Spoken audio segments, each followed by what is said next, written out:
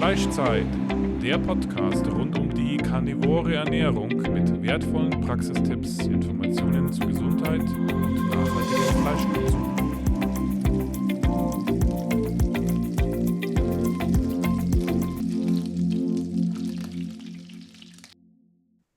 So, welcome to another episode of the Fleischzeitpodcast, and we are very honored to have Dr. Anthony Chaffee as a guest on our tiny little German podcast compared to all of the big ones in the US or Australia.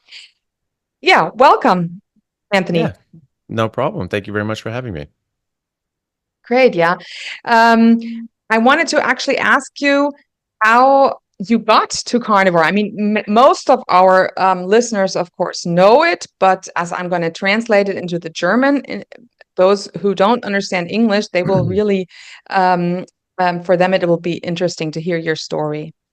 Okay, well, so I came to it from a sort of a sort of an oblique angle. I didn't come across people that were doing a carnivore diet. I didn't sort of see other people doing it and then sort of think about it and look into it.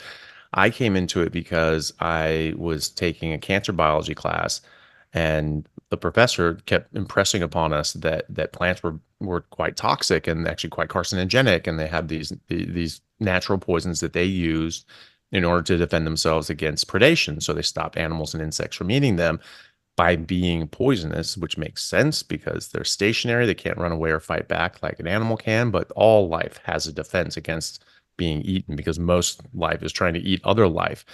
And I'd already taken botany and biology. I already understood this concept. I understood that plants and animals were in an evolutionary arms race, that plants were becoming more and more poisonous, so less and less animals could eat them so they can survive and thrive, and then animals becoming more and more adapted to specific poisons in specific plants so they could eat that plant and survive and thrive, but other plants could make them very sick or even kill them. In fact, most plants would kill humans.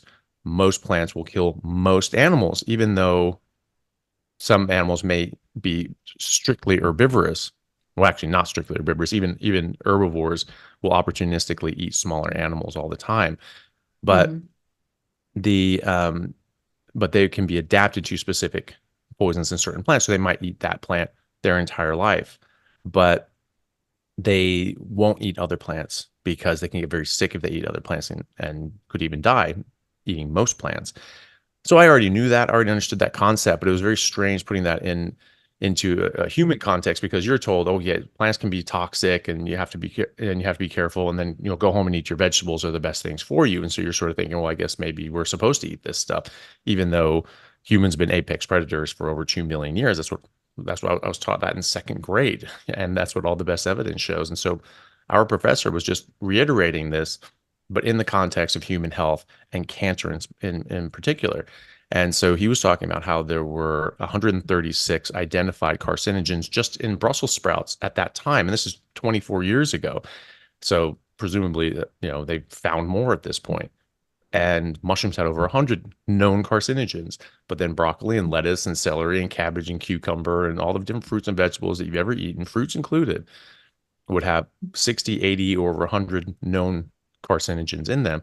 They're quite abundant. We know from the work of Professor Bruce Ames in the 1980s, published in the 90s, that the amount of naturally occurring toxins in plants outweighed the pesticides we were spraying on them commercially by a factor of 10,000, and that the naturally occurring toxins in the plants, like in mushrooms, were hundreds of times more likely to cause cancer than the pesticides that they were spraying on them. In that case of that paper, it was Alar, which is a pesticide or spray that's used.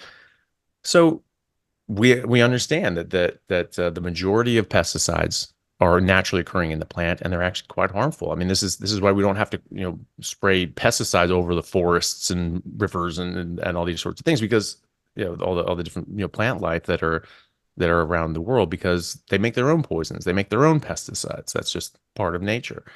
And so same goes for our crops, and we're eating these things and we're just ignoring the fact. Now, Ames concluded that, well, since we all know that fruits and vegetables are good for you, and the pesticides aren't nearly as bad as the fruits and vegetables. Obviously, the pesticides can't be all that bad, but they are actually, because they're designed to be toxic. They're designed to kill animals and insects that are trying to eat them. So I would look at that the other way. But what his data showed was that the plants were,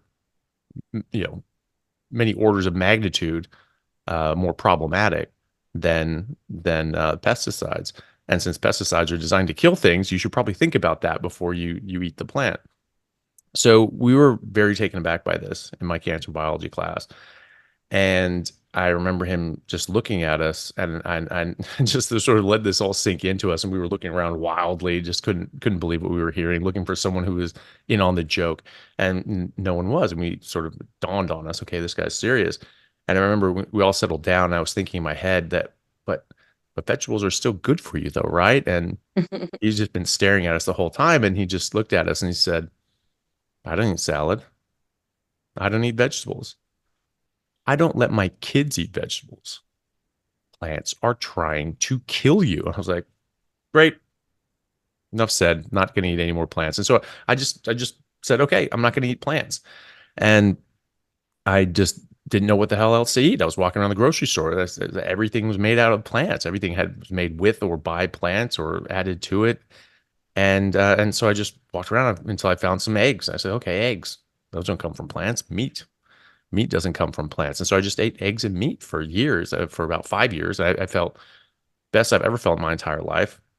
My athletic performance went through the roof. My, my energy, my cognition, just how I did in university and every other aspect of my life, everything just improved dramatically. I just felt amazing. And then I was playing rugby in at a professional level in England. And I sort of started slipping off of it because, some of the meat was breaded, and I just thought, well, maybe dose makes the poison. It's not that big of a deal. And what's a big deal? Actually it made a huge difference. So yeah, the dose makes the poison. Dose is very, very, very small.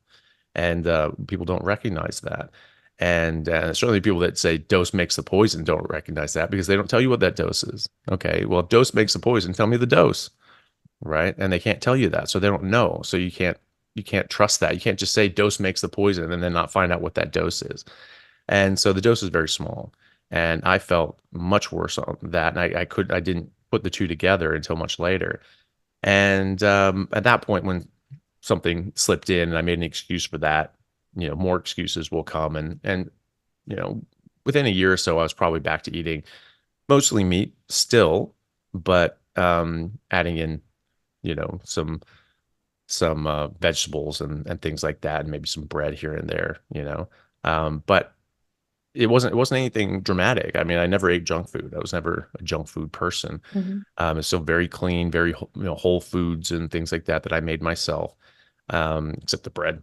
And massive difference, massive decline in my health, as related to where I had been previously, but I was still playing at a very high level. I was still playing at the top levels in the US and North America, and doing really well, and competing for spots on the World Cup team and things like that. So it was, it wasn't that I couldn't get the job done, but it wasn't nearly the same as what it was before. And then about 7 years ago now, I came across Dr. Sean Baker on Joe Rogan. He was talking about how you can get all your nutrients from meat. And at first that sounds crazy, but then I sort of stopped myself and thought, well, hold on a second. I did that for 5 years and I felt amazing. And that's the time I've never felt better in my entire life. So I was like, okay, well, we'll keep listening.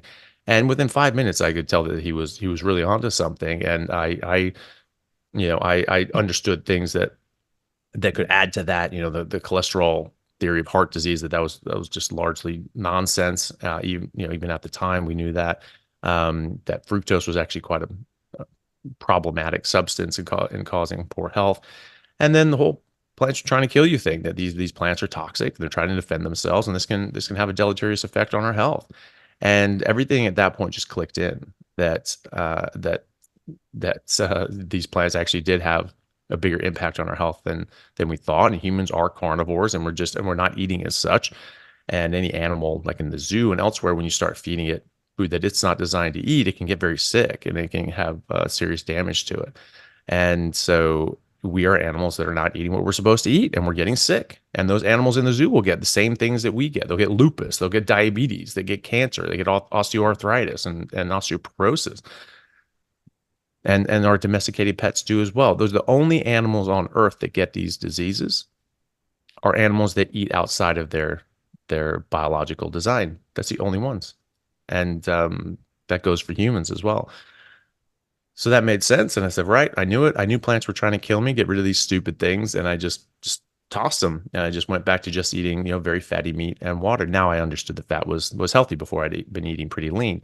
And then I felt great. And I felt like I was 38 at the time. I felt like I was, 22 again and just on top of the world within 2 weeks. I just felt so good that I went back and started playing, professional rugby, and said, yep, going to do this again. And I've never felt better. And I just started digging into the research and the literature and trying to find out as much as I could about, what we knew and what we could prove. And so since then, I've just been trying to share that with others. I've found such a profound effect on myself. I've seen copious amounts of evidence for this in the literature.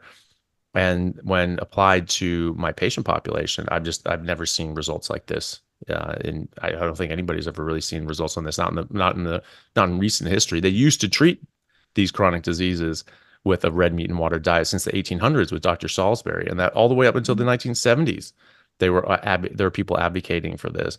And then that just got completely thrown by the wayside because we said that cholesterol was bad. Saturated fat increases cholesterol. Red meat and meat have all this cholesterol. You just got to stop eating it. Basically, you just have to go vegetarian, or you're going to die of a heart attack. Even though that people have been eating meat since time immemorial, and the heart disease rates and heart attacks only really came up in the 1900s. It really just didn't exist to any real degree before that. Not even in the literature. There's only a few isolated case reports in Europe, and there's none before 1912 in America. So it's very, very uncommon. And if you look at actually the statistics that were kept on longevity, people were living just as long as they are now back in the 1800s and 1700s. It's just that infant mortality rates were high, so that brings the average from birth down. Mm-hmm. But that doesn't tell you how long people were living if they died of old age. And so there were plenty of people that were dying in their 80s and 90s. No heart disease to speak of, and they were eating far more meat in the 1800s and certainly the early 1800s than we were in the early 1900s when this became the number one killer in America. So there's a lot of flaws in this, and there's a lot of reasons for that. But at the moment, it's just important to understand that meat isn't bad. It isn't harmful. It doesn't cause disease. And in fact, it's eating outside of our natural diet. Because we're not herbivores. We are actually carnivores, and we've been carnivores for millions of years. And when you eat outside of that, then you actually can get very, very sick, just like all the domesticated pets and the zoo animals. When you feed them the wrong thing, they get the exact same diseases that we get. And so these diseases just go away when you stop eating it, because it's a consequence of eating it incorrectly. So when you start eating correctly, those diseases go away. And so now I have a patient population who have all wanted to try this, and they're reversing diabetes, reversing autoimmunity like Hashimoto's, Crohn's, ulcerative colitis, rheumatoid arthritis, multiple sclerosis, lupus. These are very devastating diseases that can be life-threatening in some cases, and they're actually improving, and they're coming off medication as opposed to going on medication, and so many more, so many other things that are just pretty amazing. And so I just wanted to make sure that people were aware of this and try to get this out to just normal people so they can take back control of their health and their lives. And there's certainly enough people trying to take it away from them. So we definitely need people on that side as well. Mm-hmm. Yeah, thank you. That was a big roundup about everything on the carnivore diet. Yeah, and you just recently did a speech and in St. Moritz. This is actually also the reason why I've got the pleasure to have you here as a guest, because Elke Lorenz, she just went on to you to ask you whether you would come into our German podcast. And there, your speech actually had the topic that our athletes don't need any carbs. And this is still also in the German community, probably also in the American community. It is very controversial. The thing is, how intensive does the sport have to be, or can the sport be if you take out all of the carbs? Because some say, well, if we have really intensive sports, then you really need carbs.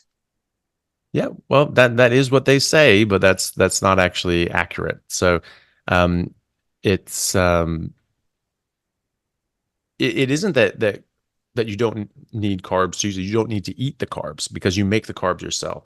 So you make blood sugar and glycogen at exacting levels. You get the perfect amounts of them because actually, when they're too high, it can actually be damaging to your body. I mean, this is called glycation, where these glucose molecules and other carbohydrates can actually physically fuse to other molecules. It's just non-enzymatic fusion between glucose in this case and other molecules, and it physically damages them. It causes advanced glycation end products, AGEs, and this can build up over time, and you get this buildup of damage. And this is exactly what kills diabetics. And this is what makes it so they have to get their toes amputated, then their feet and ankles and legs, and their kidneys start to fail, and their eyesight goes, they get dementia, and they get heart disease, and they die.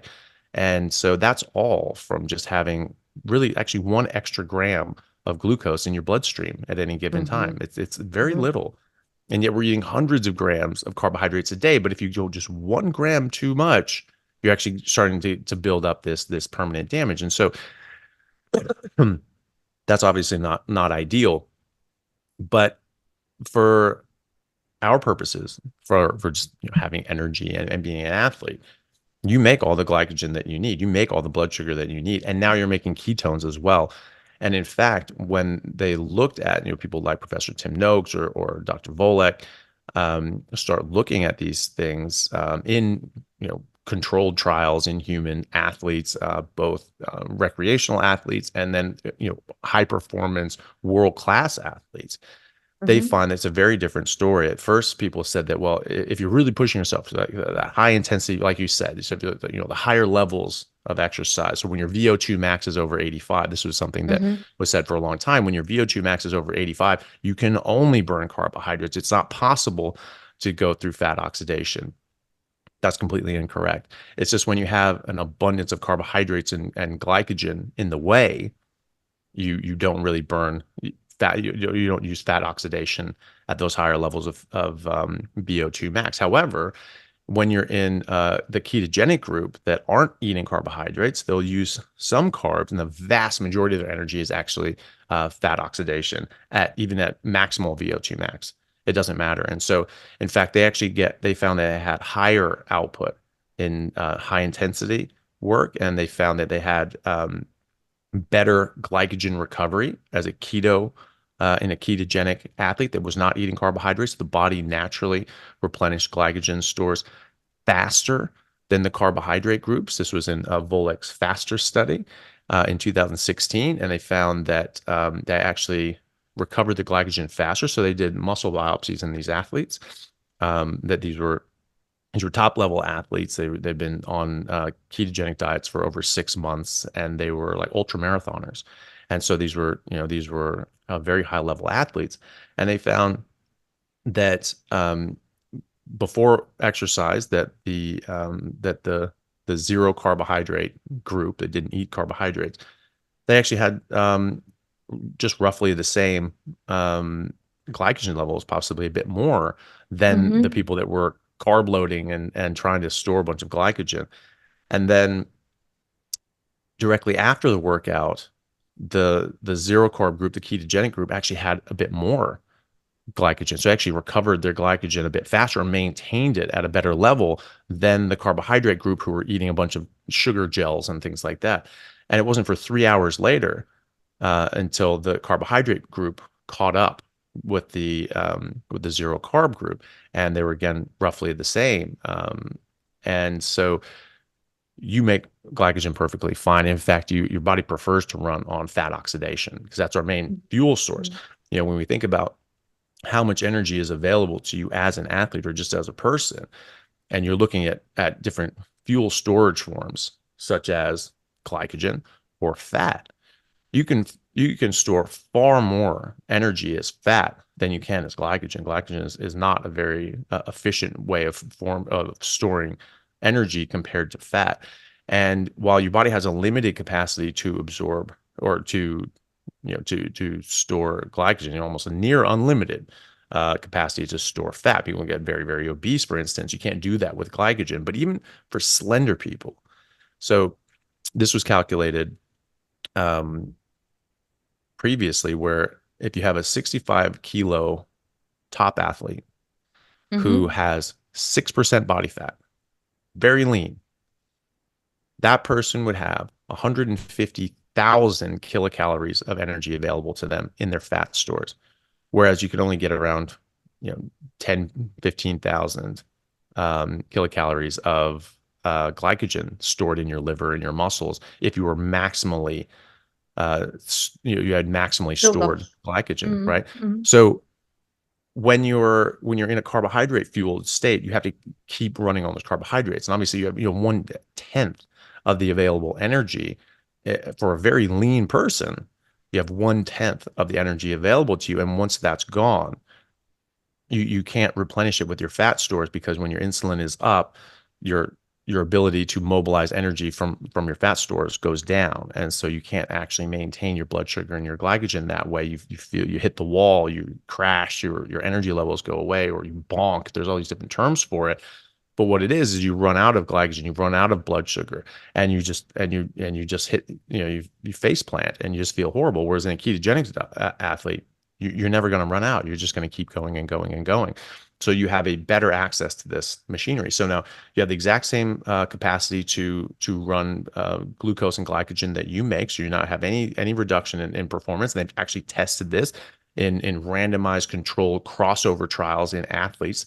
With Noakes, and Volek has done these things as well. But specifically with Noakes, he did these crossover trials where they said, okay, we have the ketogenic athletes and we have the carb athletes, and say, okay, how can we really run the hell out of them and see how they do? Okay, they can have the same output, but then the ketogenic athletes just have this access to more energy, so they can just keep going and going and going, right? Whereas the other guys are sucking down sugar water and all this sort of stuff, and then still it's not even as beneficial, and they can't replenish their glycogen as quickly. And then they did a crossover. Say, okay, so we're going to go for you're going to fat adapt. You're going to be on a ketogenic diet for 42 days, do all of our tests, and then you're going to switch. And so the people that were eating carbs are now not eating carbs, and people who were not eating carbs do eat carbs, and do that for another 42 days. Had a bit of a washout period, 42 days. And so I gave them enough time to get to the other side of this. And then there you go. And they tried it again. And again, their athletic performance didn't drop in the ketogenic group. They were able to perform just as hard and just as long. And now they're actually able to perform longer because they had access to their fat stores. And so it is, we have a growing body of information now in sports medicine and sports science, showing that keto adapted athletes are at the very least not at any sort of disadvantage to carb fueled athletes, and in fact have several advantages as well. From a medical point of view, from a safety point of view, it also makes sense, because when you're in a state of ketosis and your ketones are up, it actually protects you from concussions and injuries, which is a major problem right now. People are actually getting very serious brain degeneration and issues, early dementia and encephalopathy and encephalomalacia from the repetitive concussions. And then people are actually dying in their middle age or early senior year. They're having very, very serious problems with cognition, etc. So this is a big deal. And being in a state of ketosis, being in a ketogenic metabolism, your ketones are up, it actually helps you recover from and protects you from concussion. So if you have a concussion, you get neuroinflammation for 48 hours after, and you get further damage to your brain. And this can have, big. What is a concussion? So concussion would be if you had a head injury, and so your brain inside of this sack of fluid is sort of banging around. Okay. If the vessel pops open, and if the blood comes out, or not No, that's a concussion. Potentially. I mean, if you had like bruising. Very embarrassing. Sorry that I don't know that word. Yeah. Uh-huh. Oh, no, that's fine. No, so concussion would be a head injury. Yeah. So if you knocked your head, if you were in an accident, bam, you hit your head and you were dizzy and you were confused and tired and things like that would be a concussion. So, Okay. if you So had, there are different things that are named as concussion. yeah. And so like if the vessel broke and had a big bleed, that would be like a hemorrhagic stroke. Yeah, it's a Um, stroke. Okay. yeah, Yeah. Yeah. yeah. And but the concussion would be like just a bruise on your brain. And so you might have, microvascular damage and actual bruising on the brain. You can actually have bruising on the brain as well. And so, obviously, you bruise your arm, it's going to heal pretty well. You bruise your brain, it's a much bigger deal. And so that would be a concussion is bruising the brain. And Mhm. so if you have a concussion, if you have a head injury, and we have studies showing that ketogenic diets are very beneficial for helping people recover from traumatic brain injuries, or having a big very serious head injury where you're having brain damage, significant brain damage. Ketogenic diets have been shown to be beneficial in recovering from these. But also with concussions, so lower down on the traumatic brain injury, much less severe traumatic brain injury would be a concussion. And in those cases, you have about 48 hours of swelling and inflammation that actually causes more damage after the concussion. And so if you're in a state of ketosis and your ketones are high, they can actually suppress inflammation and swelling, and the ketones directly suppress inflammation and swelling. And so you can actually mitigate some of the further damage that happens. And so there have been studies that discussing this, and then also having higher levels of creatine is also very beneficial for recovering from head injuries and concussions and things like that. And some of these studies are looking up to 60 grams of creatine for a week or so, which you're not going to get from meat. But you actually, creatine is abundant in red meat, so you can actually get, depending on how much meat you're eating, 5 to 10 grams of creatine a day, every day, from just eating red meat. And so you have more creatine available. You're in a state of ketosis, and your brain is more protected at the point of injury. Now, if you want to just stop eating carbs when you have a head injury, when you have a concussion, that probably won't get you into ketosis quickly enough, because it can take up to 72 hours or more for you to get into full ketosis where your ketones are up and you're protecting your brain. So you're not really going to get the advantages. I mean, it's better than nothing. I would probably still do it, but even taking exogenous ketones, you'd have to drink ketones every 2 hours to keep your ketones level high enough to actually help with the neuroinflammation, which I would still probably do, but you just wouldn't get that advantage when you're sleeping, etc. So I would still try it, but it's not going to be nearly as effective as if you were in a ketogenic state at the point of injury.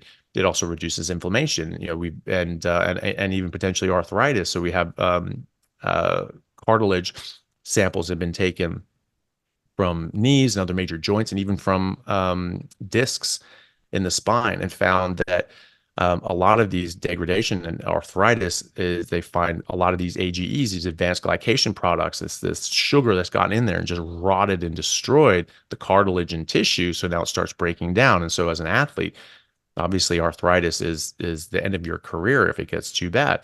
And so, this protects you as an athlete, both your body and your brain, and also makes you a better athlete because you're getting rid of all this garbage that doesn't belong in your body anyway. It's really not good for you. You're reducing all this inflammation, and you're increasing your access to energy and fat oxidation, and you're going to improve as an athlete because of that. And then, so instead of having a really good output at first, if you have a long game, if you're playing football, you're playing rugby, and you're feeling good at first, but then you start getting tired and your brain doesn't work as well. You don't have the mental sharpness and clarity because you're tired now. That's a major problem for all top sports, especially competitive sports where we're playing, contact sports and things like that. You have to be on your game all the time. And so if you're in a ketogenic state and you have all this energy and your brain's just working all the time, your brain has all this energy, you just have more vision of the field and vision of the game. And so you from the mental aspect, you can do much better as well. So there's all these advantages. There's really no disadvantages to speak of. And then you get all this protection long-term as well. You're reducing inflammation, your recovery is much faster. You're just getting toxins out of your body. You're not as sore. I mean, you don't even get as sore when you work out. And so there's all these advantages. There's not really any disadvantages that I can think of. And more professional athletes now are coming to this in all different sports. So high intensity, high impact, sprinting sports, collision sports, rugby, football, etc. But then like long distance things, ultra marathoners, Ironman, some of the world's best Ironman competitors are doing ketogenic and even carnivore diets. Cyclists, there's a 4-time winner of the Tour de France actually does this on a ketogenic diet. What's his name? It's Chris Froome. He was a 4-time winner of the Tour de France, and he does a ketogenic diet. Erling Haaland is one of the top strikers in Europe and possibly the world, and he's been doing ketogenic carnivore diets as well. And the list goes on. There's just so many people, so many of the top athletes around the world have been doing this and getting massive advantages by doing so. Yeah. Well, I thought it's interesting what you said about the cartilage that becomes destroyed by these AGEs, because I mean, this is a pandemic, what we've got with people in my age, 46 or getting about 50, that they need new hips, new knees, and all of that. I mean, this can't be natural, I think.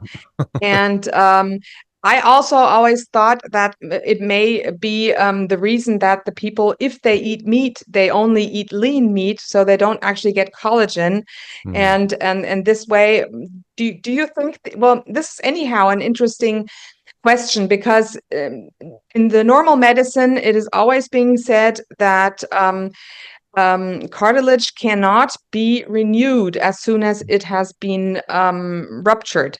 And what do you think about that? Do you think people can actually build up their cartilage in their knees or on their how do you say, junctions, or in the spine, like the discs, or in the discs? What do you think about that? I'm very hopeful for it, but it's I don't think we have enough evidence yet. I don't think anyone's ever really tested that yet. But there are a lot of people with very symptomatic arthritis that dramatically improve their situation, not least of all from just reducing inflammation. And so that it reduces the expression of pain. And there are quite a lot of people that are reducing their pain and their symptoms to the point that even though I have bone on bone arthritis and they're getting ready for a joint replacement, they actually feel fine and they don't feel that they need the surgery anymore. So, we discussed Dr. Baker previously. He's an orthopedic surgeon. How he got into this, he started changing people's diets when they're coming in having horrible joint pain, horrible arthritis. They're getting worked up to get a joint replacement. He said, "Hey, if you change your diet like this, you can actually help your symptoms." And it wasn't even like all pure carnivore at that point. It was more sort of heavy meat-based, Paleolithic, keto sort of thing. And he found that people were actually really improving so much that they didn't actually need joint replacements anymore. And he was very happy with that, because he's an actual doctor and he cares about his patients and he wants the best for them. He doesn't just want to make money cutting people open. And so, but his practice wanted to make money. They didn't just want to bill, a few $100s for the consultation. They wanted to bill tens of thousands of dollars for a joint replacement. And so he wasn't pulling in as much money, and so they got pissed, and so they drove him out, because it's that was their want. A friend of mine here in Australia, Dr. Gary Fettke, he did the exact same thing. He did it. He was working in the public system though, and so there wasn't anybody worried about him not bringing in money from the private practice side of things. But he didn't. He did it actually quite subtly and in a clever way, where he told people, "Okay, we'll sign you up for your joint replacement. Here's your date. It's going to be about 3 months, and until then, you need to be on this diet, which would be a very high-fat, meat-based ketogenic diet, if not a full carnivore diet, but at least a ketogenic diet. So you need to be on this diet until then to get you ready for surgery, to get you have the best outcome possible." And he said that quite often people were able to do this. They'd call him up after 2 months and say, "Hey, doc, my shoulder doesn't hurt anymore. I don't think I need surgery." He said, "Okay, no problem. We'll just, we're here if you need us, and if you have a problem again, we'll sign you up. Don't worry about it. And he said he got numbers of people off of off the surgery list just naturally, just by changing their diet. And he was also one of the few people willing to do amputations, cutting off diabetic feet and legs. It's not a nice operation, and it's these are very sick people. And hearing as he was describing the sort of the sound of human foot dropping into a trash can, it's a really disturbing sound, and it's not nice. And so he's like, okay, there has to be something better than this. There has to be a better way of doing this. And he found putting people on a high fat, meat based ketogenic diet actually reversed their diabetes. We know this now from clinical trials, and we have Steve Phinney, Professor Phinney in America with was it Verta Health. They've published controlled trials showing that you can reverse type 2 diabetes with a high fat, meat based ketogenic diet, and a clean whole foods one. And now they've worked with over 25,000 diabetics in America and potentially around the world, but they've reversed over 25,000 people of type 2 diabetes. So this is, and other groups have done 35,000. And I've had my own patient cohort that I've only seen it go the other way, reversing diabetes. This in my patient population as well. So, this is well established now. I mean, this is not a fluke. And so he was finding this as well. And he was also finding that people didn't need joint replacements nearly as much. And he was finding that they, all of a sudden, he could actually stop the progression of their, diabetic illnesses. And sometimes they wouldn't need the amputation anymore, or they'd need a much reduced amputation. Instead of getting their whole foot and losing their ankle, they just got, the front part of their foot and the toes removed, because the body was healing and it was able to recover even at that point when it was so far gone. And for his efforts, he got attacked by the cereal companies. They even named him by name in some of their board meetings, which were then later sued for. They got access to them. And they said, this damn ketogenic movement is killing our cereal sales. So we need to shut it down. We need to fight this. We need to identify these different doctors and people then and get their license taken away and get them discredited and get them thrown off of social media and things like that. I mean, just wretched people. They're talking about destroying people's lives in order to boost their cereal sales. I mean, these people should be in prison for doing this sort of thing, going after people like that unfairly. And we really should be in prison for doing that. Yeah. Yeah. And Yeah. Actually, yeah. And yeah. I think it was his wife who did the investigation then, who was behind all of that. Yeah. Mm. Yeah, no, it was amazing. And so sort of, broke the case open on who were the people pulling the strings behind the scene, who were the people that founded the cereal companies and the processed food companies, and why they did that. It was actually for religious purposes. They thought it was evil to eat meat because it causes lustful feelings, and so you need to just stop eating meat. So now you have this religious ideology that actually founded the processed food industry. They still own it. They still own a lot of these cereal companies, and they work very closely with the other ones. And so now you have a religious ideology founded in the 1800s in the Victorian puritanical sort of era that is now still worried about that and still wants to push that ideology. But now they've got a multi-trillion-dollar industry behind them to help fund this. And so they're the ones putting out a lot of nutritional research. They're the ones working with Coca-Cola and Kellogg's. They invented Kellogg's. Dr. Kellogg's, was part of this. And they have all these institutions, and they're doing the peer reviewing, right? So they're the ones looking at this, going like, "Oh, yes, this is definitely the right thing." So we'll publish that straight away. Ooh, that one. Ooh, I don't know. That one's we don't like that one. That doesn't align with our ideology. So maybe that one doesn't get approved. And so it's eminently corrupt, and so they mess with the wrong people basically, because Dr. Fickey was not going down without a fight. And his wife was very confused as to why the hell the Australian Dietetics Association, the head of the Australian Dietetics Association, whose main funders are Sanitarium Foods, which are the major cereal producers here in Australia, why the head of the ADA would personally call the head of this local hospital in Tasmania to say, you need to shut this guy up. You need to shut him down, and you need to get him out of there. And they tried. And they try to get his license taken away and tell him that he's never allowed to ever give advice that someone go on ketogenic diets. And they actually tried to go a little bit too far, because they said even if a ketogenic diet becomes the standard of care and standard practice and even best practice, you're not allowed to use it. You're not allowed to advise people on it. And it's just like, hold on a second. If this is accepted by the medical establishment and in the guidelines as best practice, I'm still not allowed to use it. It's just me, right? So it's obviously this was a personal vendetta, and that was ultimately their downfall, because they overreached, and people were able to look at that and go like, no, that doesn't make any sense. And so they shut it down, and they said, of course he can give dietary advice. He's a doctor, he can. That's what you're supposed to do. And now, which is from the help of a friend of his and a friend of ours, Dr. James Mukey. He was Australian of the Year in 2020 for his work in his charity.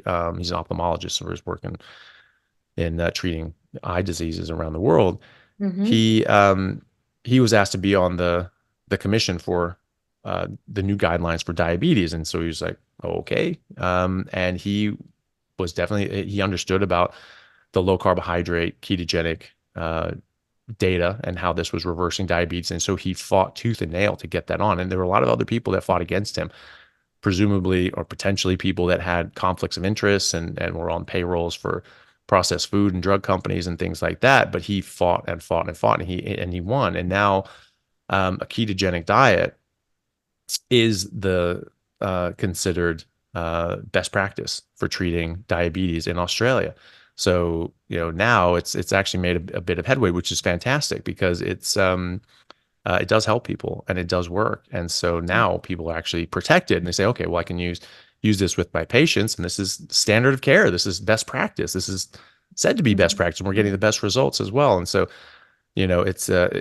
we had to have some trailblazers who really had to fight and struggle through some misery to get us to where we are. But, thankfully for their sacrifices, we're at a point now that, at least in Australia, it's actually best practice to treat diabetes with a ketogenic diet. So I think it's going in the right direction anyway. And hopefully we can just keep moving this in other countries as well, because it works. Yeah. And at least of all, we can at least get other clinicians and patients to understand this, and then they can just do it themselves, because they get to decide what they eat, and, not eating a bunch of processed garbage is never a bad idea.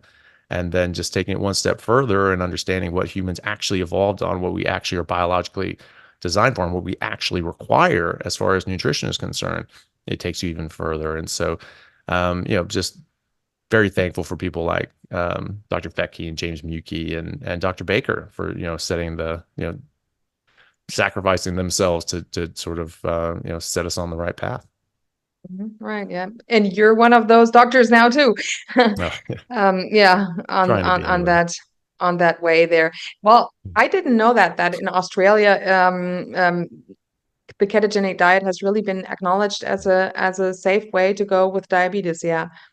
That really sounds great. It's pretty new. In the last couple years, it got onto the guidelines as a treatment for diabetes. It was part of the guidelines is ketogenic diets. But just this year, actually just a few months ago, it was listed as best practice for treating diabetes, because it works, and it works a hell of a lot better than a bunch of drugs. And those drugs can work in concert with this diet, but eventually you can come off those medications for most people. But people listening to this, do be careful, because you can't just stop your medication straight away. You have a lot of metabolic issues and insulin resistance, and even when you go onto a ketogenic carnivore diet, you can't just automatically go over and stop all your medications, because your blood sugar will have a problem, because even the blood sugar that you're making is not able to be used properly. You have to heal that insulin resistance first, and then your body will be able to use your blood sugar better. But eventually most people are able to reduce or even eliminate their diabetes medications, and certainly have much better control. Even for type 1 diabetics, they have much better control. And when people go on a ketogenic carnivore diet very early on for diabetes, sometimes they can actually not become insulin dependent, So in fact, that was the original treatment for type 1 diabetes as well as type 2 diabetes, was a zero carbohydrate diet about 100 years ago. And then Banting came up with insulin. They found, discovered insulin with his partner, and they found that they try to get this out to everybody, and then it was just like, oh yeah, no, it's fine, just give insulin and give carbohydrates. You still want carbohydrates, you have to give insulin, all this sort of stuff.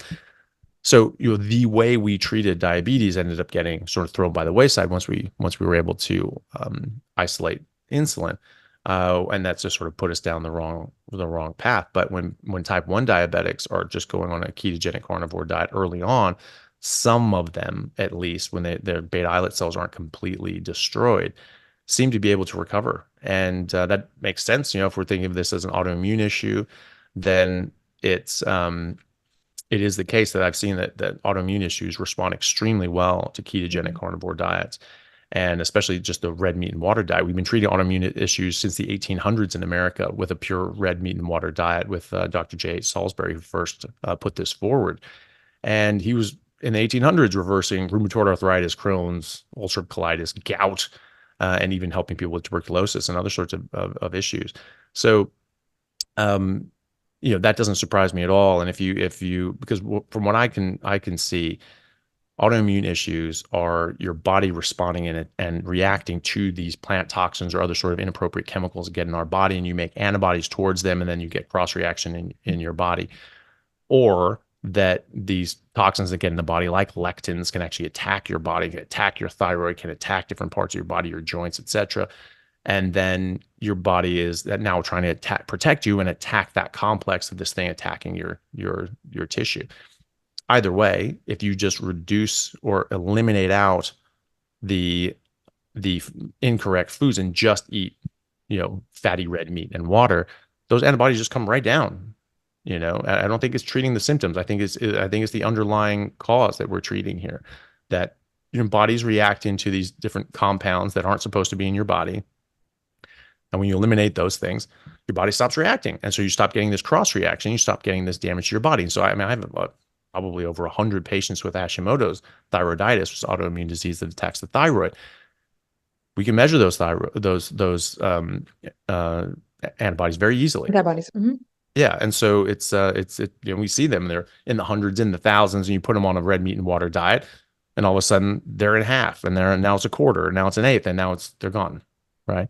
And that happens in every single patient that I've ever seen. Every single patient that I've had on that is willing to go on and maintain a pure beef, lamb, and water diet, antibodies just come right down, and eventually will go down to zero. Sometimes with Hashimoto's, depending on how high the numbers are, it can take over a year, up to around 2 years even sometimes, to come all the way down. But it's getting better all the time, and that can happen with other autoimmune issues as well, including type 1 diabetes. And so, if you suppress if you just stop, get rid of those antibodies right away, and you still have part of your pancreas still working and making insulin, or have the potential to recover, then potentially you can come off of it. And I'm now seeing more cases of this, where someone who's 16 all of a sudden develops type 1 diabetes, and their parents say, no, we're just going to go straight ketogenic carnivore sort of thing. And I spoke to a father, must have been 2 months ago, and he said that his son was in that situation. He got him straight onto a ketogenic carnivore diet really, within a couple months. And now a year and a half down the track, he's off insulin. And so he's not even insulin dependent anymore. And his doctor did recover completely. Yeah. He did recover completely. Yeah. You have to get in that honeymoon period. You have to get it right in that at the beginning. Long term, I haven't really seen anybody reverse that, but in animal models, we actually are seeing that, where you go on a high fat meat based ketogenic diet in mice, and they can actually regrow their beta islet cells. Now they're probably all going to be in that honeymoon period because they damage their beta islet cells for the purposes of this study, and then they put them on the diet, right? So it's still very fresh, so potentially there's still something that can recover, but and obviously they're a different form of life than we are, but it's encouraging anyway from those animal studies, and also in these isolated human or anecdotal sort of cases. It's very inspiring as well. But either way, even if you never regrow any of your beta islet cells naturally, your requirement for insulin is going to be much reduced, and you can have much better control, much less likelihood of getting hypos and misdosing, and just have a much easier time dealing with your disease, and it makes things a lot easier all around. Yeah. It is amazing, and it still is going to be great. I'm also very curious how it's going to continue in the future, because I think nobody can hide us anymore. Yeah, It's exactly. going to get more and more public. Yeah. How people recover from their diseases, just no matter what it is. It's really amazing. Yeah. Yeah. And I would like to ask you, how do you actually work with patients who really have problems with the switch from Hmm. the SAD diet to going just carnivore? I've got the feeling there are sometimes people who really struggle, and then they of course start Googling, and then they say, okay, well, Paul Saladino eats tons of fruit. Maybe I need it too. And he said Yeah. he couldn't survive. And then well, very often the people just fall off the wagon. They just don't, they just can't stick to it. And um, sometimes my advice, I'm just at the end of it, to be honest too. Of course, then there are the questions about electrolytes, whether they need to supplement some electrolytes, or they've got cramps, or they just feel too tired. Well, what do you tell these people? Do you just say, just go through and keep completely strict, or do you say, okay, do this and that for the transition phase? So it really comes down to how you sort of discuss this with the patient, and how you introduce it to them, and how you lead up to the recommendation of trying this.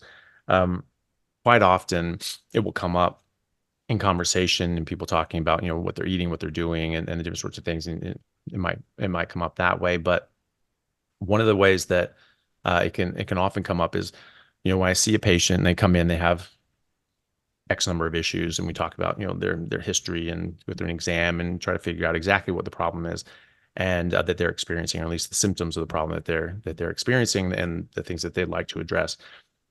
And then we often do a very, very thorough battery of tests, blood tests, metabolic tests, possibly scans, if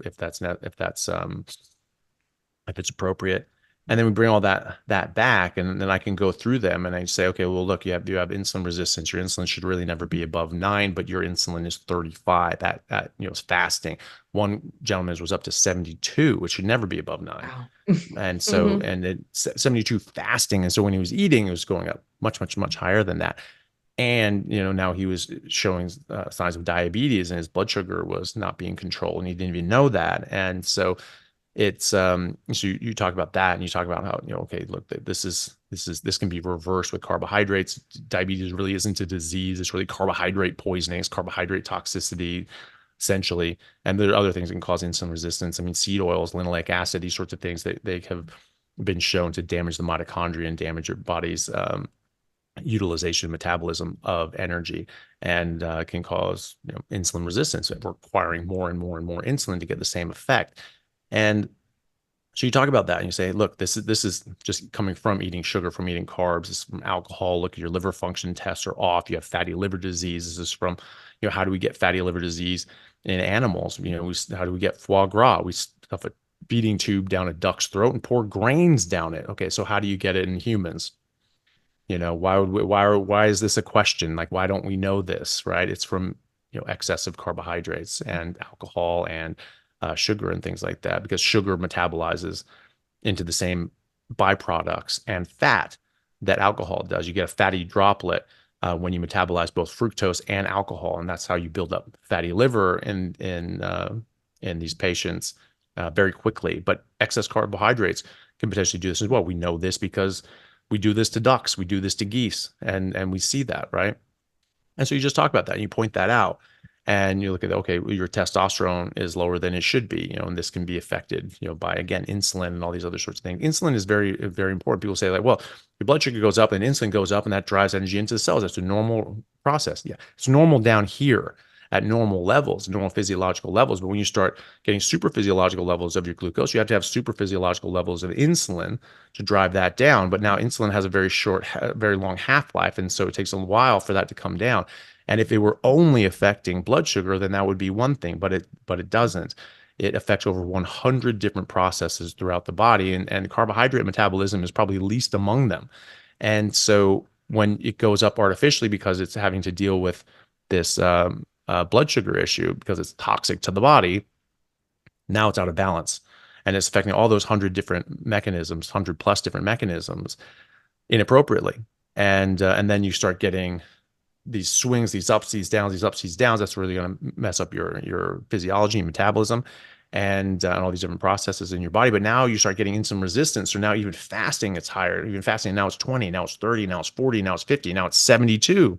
Like that patient that I had back in January, who, by the way, after 6 months on a ketogenic carnivore diet, his fasting insulin went from 72 to 35. It's a massive, massive drop. That doesn't happen with medication. You don't get those results with medication. If you could describe all the benefits of ketogenic carnivore diets and say, here's a pill for this, I mean, it would be off the shelves.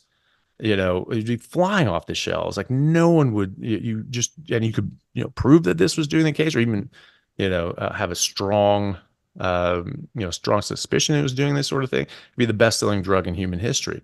So why don't we just do this with diet, right?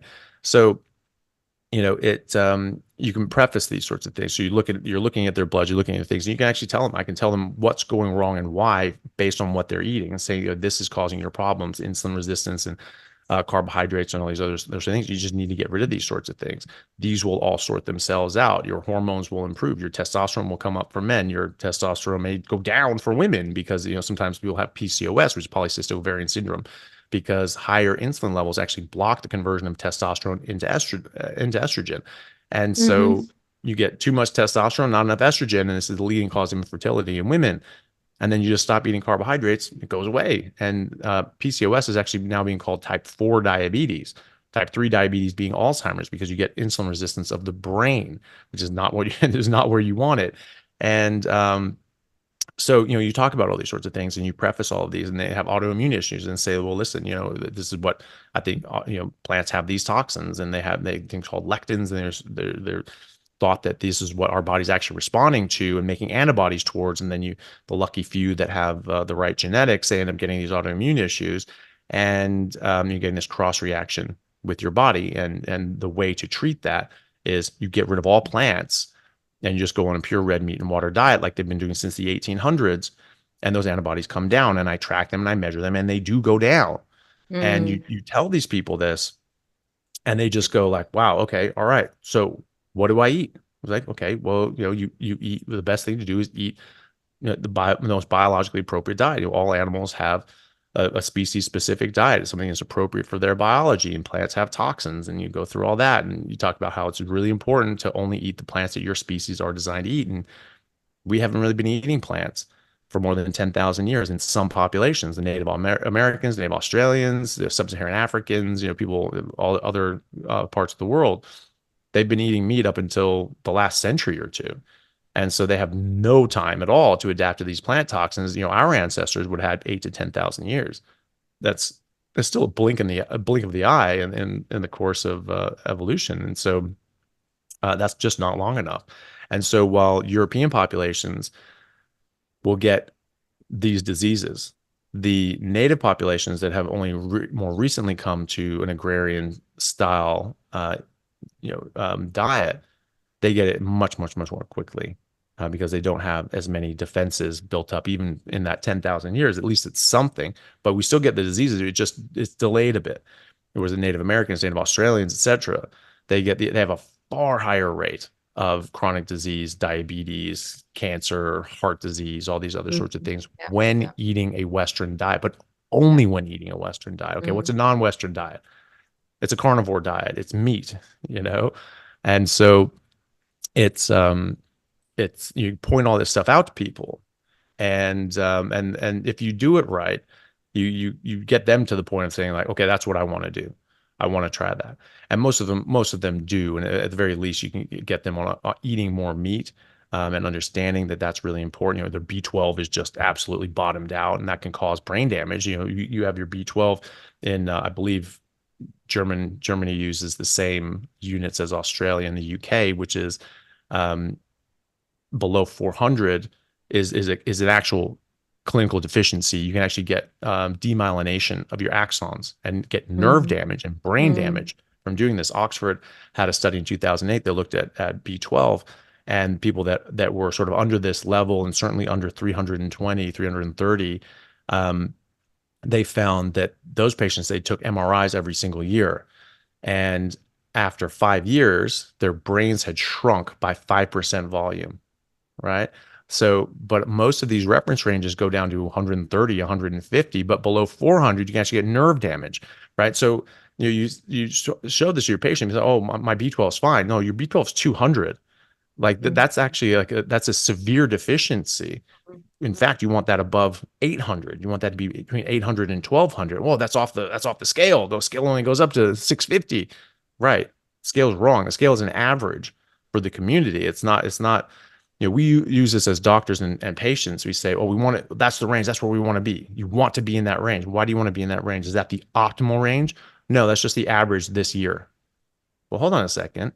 Then why do we have to be in that range? Well, because that's the average, and you want to be in that average range. Well, no, but this is a nutritional deficiency, right? You should have a level that's like, this is a deficiency, and this is where you need to be above it. And we actually have those numbers, and that's actually right in the middle of this range. So why are we using that range instead of the optimal range? Well, it's just the range we use. Okay, well, it's the wrong range. Yeah. And of course, in some cases, we don't know what the average range is. Yeah. Yeah. What the ideal range should be. Range. Yeah.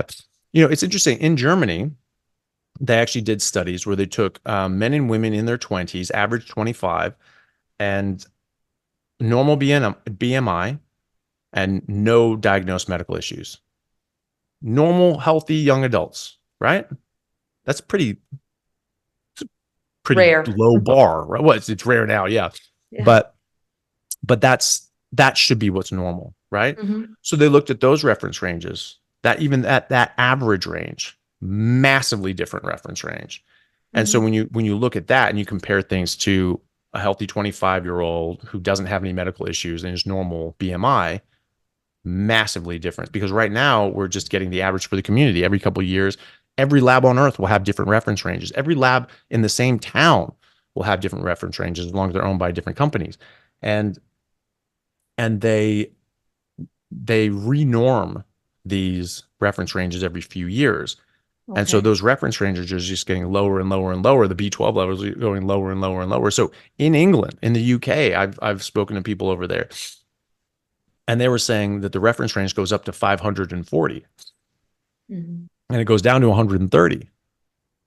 But at their own University of Oxford, they found that under 400, under 330 for sure, that was a clear deficiency that could cause the shrinkage of the brain and really brain and nerve damage. So how are they using that reference range where it goes down to 130, 150 and only goes up to 540?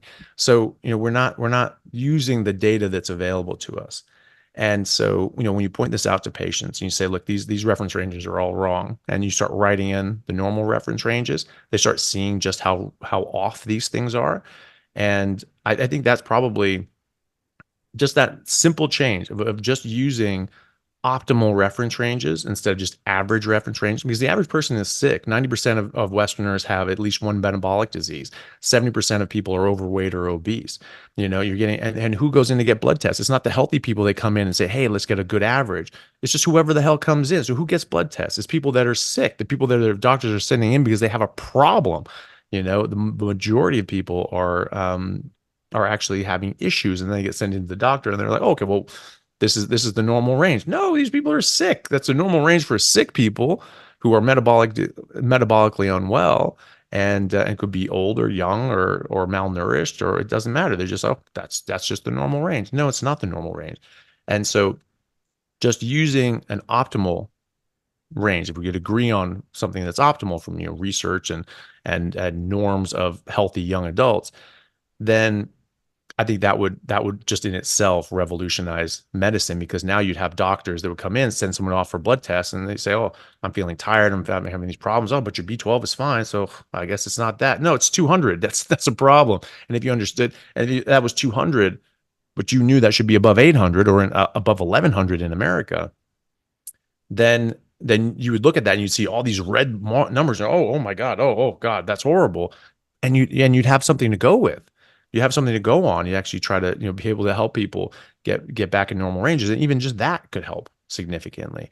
So when I point that out to my patients, and I point out all these different reasons and why these numbers are off, and put that in the context of diet, it's actually a pretty easy sell, and a lot of people are getting interested in it.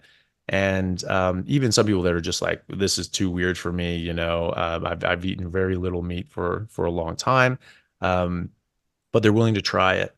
And maybe they'll do it for a few weeks, and they're like, oh, but it's so restrictive, and oh, I don't know. Well, diabetes is restrictive, rheumatoid arthritis is restrictive, cancer is restrictive. This is easy. This is freedom. This allows you. Mental health disorder. I mean, we've been reversing major depression, schizophrenia with high-fat, meat-based ketogenic diets and carnivore diets at Harvard. They're randomized controlled trials being done right now at Harvard showing this. Or attempting to show this. There's already clinical interventional trials that have shown this, and there's millions of people around the world that are using this now and finding these results. And so that's restrictive. That restricts your life. That stops you from being healthy and doing what you want to do. Eating meat, that's freedom. That allows you to do all these things that you want to do. And so, but some of the people it's hard for them to wrap their head around it. Most people actually do fine. Most people are like, that sounds like exactly what I want to do. I don't want to eat any of this crap. It's making me sick. And they go, and 2 months later, do their bloods and do their blood work, and all the changes that I said. If you do this, this will change in these ways. And then we get their bloods back, and they all do that, and they just go, right, okay, I'm feeling amazing. I'm all my blood work made the exact changes and improvements that you said they would. Okay, let's keep doing this. There are a few people that come back to me after a few weeks and say, like, oh, I'd really like to be on another nutrition plan. And we have other nutrition plans. That's not the only one we use. And so it's just the one I think works the best, and because it does work the best. And so, have other nutrition plans. Okay, well, I want to do this other one. Okay, well, I still think you need to be ketogenic because it's very important because of your diabetes and these other sort of metabolic issues. But sure, okay, we'll add in a few other things. Okay. And just having that concession, say, okay, well, we can open it up a little bit. I can just have a bit more options. That sometimes makes these people feel better. But the best part about that is every time so far that this has happened, in a month or 2 months or something, they come back and they say, all right, I think I'm going to go back on the carnivore diet. I was just feeling so much better. And it's just this is not, it's nice to be able to eat other things, but I just don't feel nearly as good. So they have that taste of it, and they feel so much better, and their bloods are improving by such a degree. And now they're like, actually, I'm not even adding all that much stuff back in, but I actually can see the effects, and I don't like it, and I want to be back on it. So when you preface it and you really lead up to it, and you tell them why it's important to do this, not just how to do it, but why to do it, I think that makes it work really well. And I give them obviously resources and videos and handouts and things like that to look into, so that they understand, okay, this is okay. I just don't want to eat any of that garbage anymore. And I find when I do it like that, people are very compliant, and they get such good results.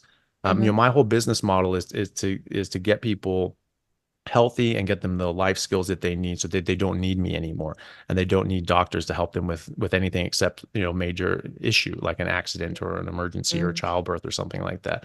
And so my business model is to get you well and get you home and not come back. It's not a return customer sort of model. I don't want return customers, because that means something's wrong. I want them to be home and be well. And there are enough sick people out there that this is a very sustainable business model for a very long time. And I'm not worried about that. And that's what happens. I talk to these people they get so much better. They lose all this weight. They improve their health. They come off their medications. And then they go home and their family sees them. And they're like, this is incredible. And all of a sudden the wife is coming in or the husband is coming in. They're bringing their kids in now. And then their friends are coming in. And then everyone who comes in, it's just like, oh, I'm so-and-so's friend. They told me to come in. They're doing so well. I thought that I should come in and things like that. And so we're just getting busier than ever, even though, our turnover is very high because we're getting people better and we're getting them home. We're getting them well, which is what a doctor is supposed to do. You're supposed to address root cause. You're supposed to cure diseases. You're not just supposed to perpetuate and manage diseases, which is what the medical establishment has turned into, unfortunately. And so by doing that, we're actually busier than ever. Yeah. Thank you. This was I think you've been talking for 90 minutes now. Wow. No, it's great. We hardly have such long podcasts, but it's super. It was so much information. I'm a bit I don't know how I'm going to translate that. I think I have to do the video slower so that I can talk faster to do this the same information, because it's amazing. You did a huge roundup about everything on carnivore now in a really, really short time. That was really amazing. Thank you very much. You're very welcome. Well, I'm going to, of course, link all of your contacts in the show notes. Mostly you are on Instagram and on YouTube, right? Those are the main ones, yeah, and X as well, but yeah. Those are the main ones. Instagram it's not that active, yeah. My main channels are YouTube and Instagram, and then my podcast, Plant Free MD. But all the podcast episodes, the video version is on YouTube. Yeah. Well, the podcast is very, very interesting. Yeah, I also saw that podcast with Noakes just recently that you had the interview. Yeah. Okay. Yeah, and I think you've also got a free ebook that one can download about starting into carnivore, right? Yeah, so we have a website that's called howtocarnivore.com, and that has there's a free ebook on there that sort of tells you a different sort of 10 things, the things to think about when you're starting on a carnivore diet. I also have and we have a sort of a group where on the How to Carnivore website that people can sign up for. It's just sort of a monthly challenge, and people getting started, it gives them extra support. We have all these things are available online too. I don't hide anything behind a paywall, so people can access, go onto my YouTube channel. There's a podcast or playlist called Getting Started on a Carnivore Diet, and there's a playlist for athletes and bodybuilders and all that sort of stuff as well, and cancer and all these different sorts of things. But Getting Started on a Carnivore Diet, that's going to have a lot of videos on how to do a carnivore diet, also why to do a carnivore diet.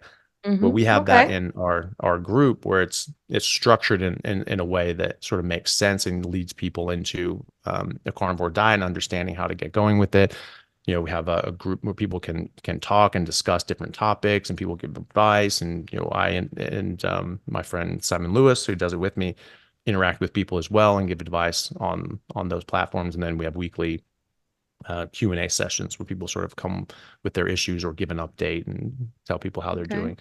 And so that's available for people that find that helpful. But if they're more self-directed and self-motivated, perfect. All that stuff is still available, on my YouTube channel as well, and people are more than welcome to just do that. I mean, I made the YouTube channel so that people could have access to this information. I'm not trying to sell it to people. I have to charge for my time if I'm spending time dealing with things like in the group and consultations and things like that.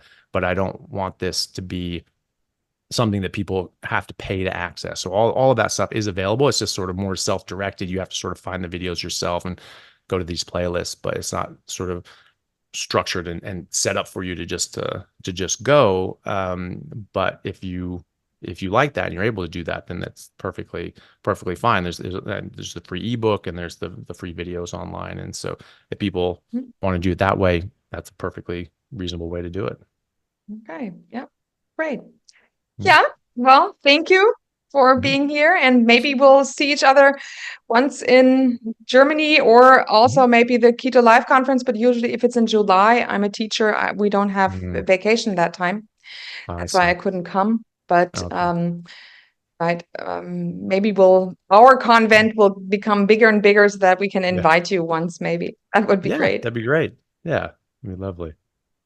Okay, then have a nice time and in Seattle now, and get over your jet lag soon. But probably you'll get back to Australia again soon, right? So sometime next week I'll be here for another, sort of 8 or 9 days, something like that. Yeah. Okay. Yeah. Mhm. So as soon as I get over the jet lag here, I'll start it again going home, I'm sure. Okay. Thank you for No being problem. here. Thank you very much. Thank you for having me. I appreciate it. Thank you. Bye. Bye. Und hier unser Haftungsausschluss. Alle Inhalte im Podcast werden von uns mit größter Sorgfalt recherchiert und publiziert. Dennoch übernehmen wir keine Haftung für die Richtigkeit, Vollständigkeit oder Aktualität der Informationen. Sie stellen unsere persönliche, subjektive Meinung dar und ersetzen auch keine medizinische Diagnose oder ärztliche Beratung. Dasselbe gilt für unsere Gäste. Konsultieren Sie bei Fragen oder Beschwerden immer Ihren behandelnden Arzt.